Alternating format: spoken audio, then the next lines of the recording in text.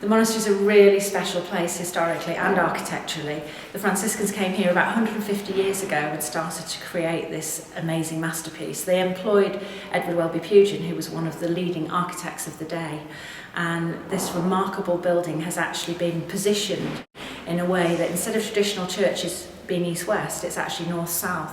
So it plays with the lighting effects of the rising sun in the morning and the setting sun in the afternoon and evening.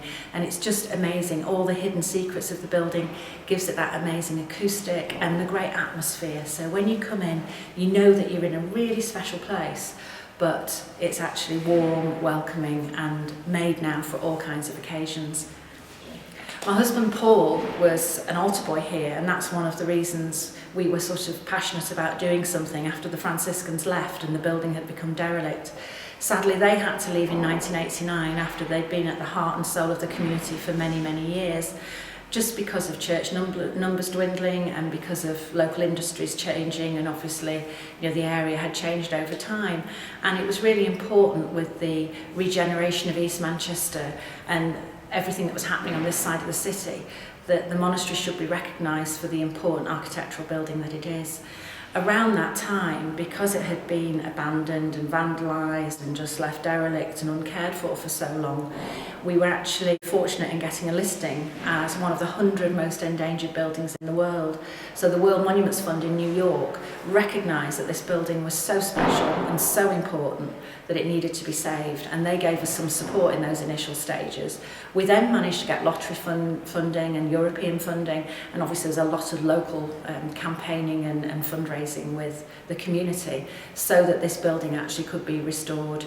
And it cost £6.5 million. It allowed us to transform it into one of the country's most unique and inspiring venues, and we've now won awards to prove that. So it's really a fantastic achievement, and we're really proud of it. I think the highlight of the restoration programme for us, the real highlight, is the fact that so many people come here and actually love the building in the way that we do. I think in the early days people were not sure if a former church could work so well as a venue.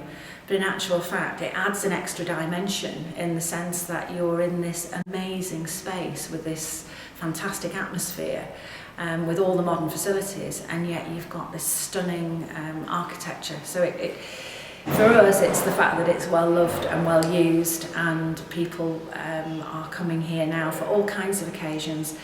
Weddings is probably the most surprising thing. We have 74 weddings booked this year, and people come here because it's all under one roof. They can actually have their ceremony here, their wedding breakfast, and their evening party.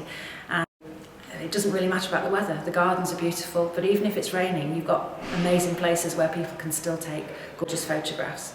And we have international visitors obviously coming here all of the time because of its World Monument status. We were given the dubious honour of being called Manchester's Taj Mahal at that time, and I think that has attracted a lot of curiosity, but it just goes to show how important the building is and how special it is. We've been very fortunate throughout the 16 years of the campaign, and obviously the last 5 years since the project's been open as a venue, to have a lot of high-profile supporters. In the early days, it was people like Baroness Joan Bakewell, who actually grew up in Gorton. Her grandma lived in one of the streets down the road. Terry Waite, who has followed the building and the progress for many years. And more recently, the Prince of Wales, he's actually been here twice. The work that we do in the community, the work we do with young people, the fact that all the events that we hold here, every pound of profit goes back into supporting the ongoing maintenance of the building and into our community and charitable work locally. So people have that extra feel-good factor when they use the monastery as a venue. And the Prince of Wales actually supports all of the areas really where we're working. He's a fan of architecture, obviously. Traditional techniques. He's a great fan of work with young people and making sure that they get the opportunities, and we have a policy that we train and employ people from the local area. So we've got a lot of youngsters who are now working here and have been trained to a very, very high standard in the food service industry. So we're delighted with that. And obviously the other thing that Prince of Wales is very interested in is sustainability, and what we're trying to do is make sure that everything that we do in terms of the use of the building means that this building will have a long-term sustainable future and bring benefits.